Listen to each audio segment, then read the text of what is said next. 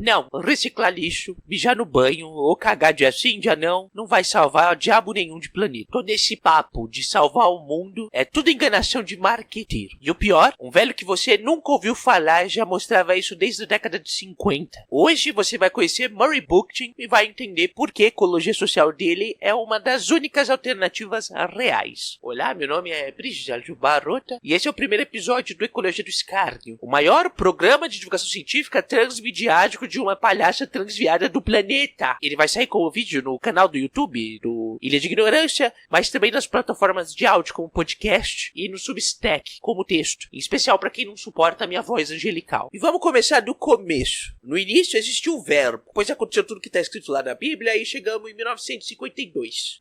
Nesse ano, Bookchin já pesquisava sobre as origens sociais da poluição ambiental e publicou o artigo The Problems of Chemicals in Food. Para ele, a noção de dominação da natureza pelo ser humano é consequência da dominação do ser humano por outros seres humanos. Afinal de contas, é aqui que um grupo de lazarentos começou a se achar superior aos outros e no direito de cuidar da vida alheia. E quando digo cuidar, digo no conteúdo figurado, mas literal também, até porque é daqui que saiu coisas maravilhosas como a escravização. E como essas pessoas se veem como seres iluminados, maravilhosos, incríveis e tudo que há de superior na Terra, se entendiam quase como deuses. Em alguns casos, chegavam até a se colocar como seres enviados por deuses para botar a vontade deles em jogo. E se o mundo é o playground deles, a natureza está incluída. É importante falar que isso não está só nos faraós, reis ou autoridades do passado. Até hoje vendem isso com essa pataquada toda de tratar o individualismo e a propriedade privada como deidades. Um punhado de pessoas se beneficiam diretamente disso, enquanto a maioria é enganada e acha que tá abalando, quando na realidade é essa maioria que tá abalada. Vai lá, defende o bilionário, enquanto eles colocam a máquina pública a favor deles e enche o teu nariz de imposto, sobretudo enquanto seguem e não pagam nada. Se você é um ANCAP, vai lá, escreve aí que eu tô errada, fala, mostra aí como é que eu sou burra, vai lá, comenta bastante. Eu vou ficar completamente triste com isso. Agora voltando pro velho, seus trabalhos seguintes passam a aprofundar esse estudo, partindo da necessidade de explicar o surgimento da hierarquia social e da dominação e tentar encontrar os meios, a acessibilidade e a prática que poderia produzir uma sociedade ecológica verdadeiramente harmoniosa. Até porque a que vivemos hoje não tem nada de ecológico, nem de harmonioso, nem de verdadeira. Só tem gente falsa, menos eu. Eu sou real. Em 1971 ele publicou o livro Post-Scarcity Anarchism, onde se distanciou ainda mais do anarquismo e do marxismo ortodoxos. Seu foco passa a ser na hierarquia no lugar da classe, nas instituições libertadoras no lugar da mera abolição do Estado, na liberdade no lugar da justiça, no prazer no lugar da liberdade. Assim temos uma nova forma de ecologia social libertária que foi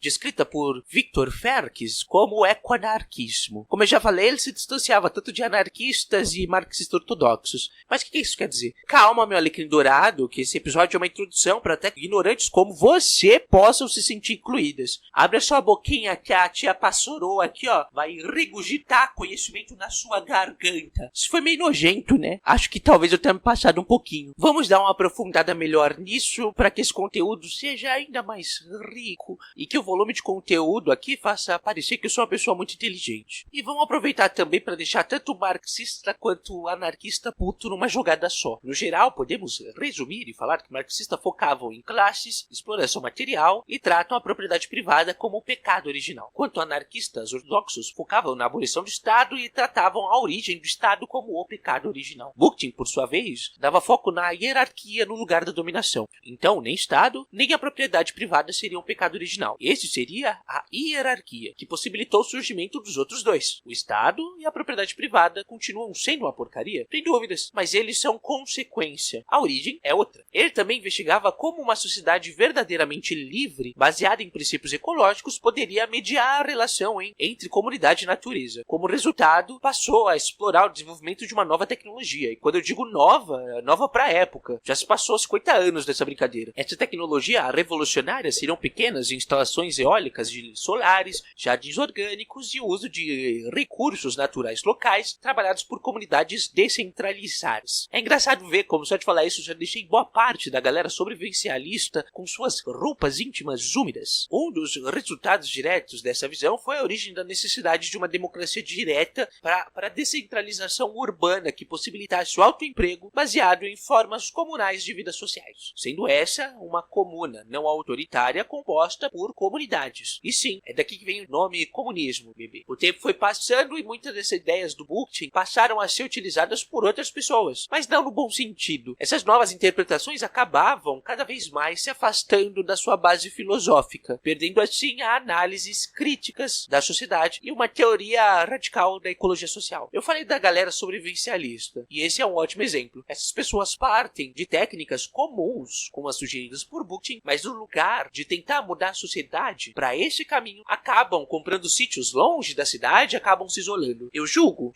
mas se pudesse, provavelmente eu faria o mesmo. Uma coisa muito importante se perde nessa bagunça. O holismo ecológico da teoria seria o responsável pela sua radicalidade. Essa frase ficou muito complexa, mas eu preciso falar assim para mostrar minha superioridade. Esse holismo não é nada místico, coisa do tipo. É muito comum ver uma galera bem esquisita usando essa palavra de umas formas bem tortas. Holismo quer dizer algo que pode ser entendido de uma forma completa, por todas as suas estruturas e interações internas acontecendo. O todo não é só a soma da parte. O todo são as relações que acontecem entre as partes. Agora aqui entra o que falamos no início. Essas soluções parciais só servem como cosméticos e isso acaba ocultando a natureza profunda da crise ecológica. Assim acabam desviando a atenção do público e entendimento das mudanças necessárias. Quando não, só caem em um derrotismo barato derivado do individualismo que já falamos aqui. Existe um conceito que gosto bastante chamado de greenwash. Não gosto dele só por ser inglês e me parecer muito mais inteligente quando jogo ele numa cartada no meio de uma discussão hipotéticas que falam sobre como uma empresa de petróleo hipotética também faz coisas boas para uma natureza hipotética. Gosto dele também pela sua definição. Esse conceito fala basicamente sobre como empresas conseguem usar termos ecológicos ou discursos tortos que fazem parecer que se preocupam com o meio ambiente para tirar dinheiro de gente otária. Muitas pessoas e grupos passam a adotar algumas dessas tecnologias ou técnicas com o objetivo de fazer parecer que, por exemplo, colocar uma placa solar na minha casa já é o suficiente. Só com isso você já é considerado uma pessoa muito ecologicamente correta e já ganhou o seu acesso ao reino dos céus da Luísa Mel. Não são soluções individuais que vão fazer a diferença. Não é o que você faz sozinha que vai salvar o planeta. Deixa de ser trouxa e para de dar dinheiro para qualquer empresa malandra que existe por aí. Passe a ser uma pessoa iluminada e dá dinheiro para mim. Uma outra pessoa também iluminada e nada egoísta. Pode me dar uma força no Apoia-se? Ou comprar o meu livro, Lucrando com o Fim do Mundo. Nele eu ensino como você pode ficar bilionária usando o colapso ambiental. O link para tudo isso está no comentário fixado ou na descrição. Voltando, o que vai impedir a completa autodestruição da humanidade e que ela leve consigo vários ecossistemas não é o que você faz ou deixa de fazer sozinha, mas sim o que fazemos no coletivo. E aqui que entra a ecologia social. Quando pegamos todos os apontamentos do Bakhtin e combinamos num todo coerente, somando a sua aplicação prática radical, conseguimos de fato desafiar o status quo de maneira proporcional à natureza da crise. E é na busca de sintetizar essas ideias que Bakhtin escreve o livro A Ecologia da Liberdade, no qual ele buscou uma síntese enraizada na história, no desenvolvimento de instituições sociais, mudanças de tecnologia e sensibilidades em estruturas políticas. Só assim seria possível uma gênese, contraste e continuidade que daria sentido ao seu ponto de vista. E para ajudar a espalhar essa palavra, tal qual uma padra brasileira da ecologia social, é que comecei essa experimentação transmediática. Se tudo der certo, esse conteúdo está saindo no canal do Ilha de Ignorância no YouTube, no perfil do Substack, como texto, e no formato de podcast no perfil do Ecologia do Scardi. Eu cheguei a falar o nome do programa no começo? Talvez. Se quiser me ajudar fazendo volume em todas essas redes, eu serei grata. O link para tudo está na descrição ou no comentário fixado. Podemos finalizar aqui com uma fala do próprio Bakhtin, de que devemos criar pensamentos utópicos nos baseando na realidade da experiência humana. Devemos sim imaginar nossas utopias. Qual seria o melhor mundo possível pra gente? E que todo marxista que vier falar bosta e te chamar de idealista vá à merda. Mas devemos fazer isso. Em especial, xingar marxista escroto com base na nossa história. Com base no que sabemos como isso aconteceu. No lugar de só tirar pilha errada de situações catastróficas como a nossa crise climática atual. Podemos também tirar ideias de mudanças e reconstruções. Pelo menos eu sei que eu consigo. E você?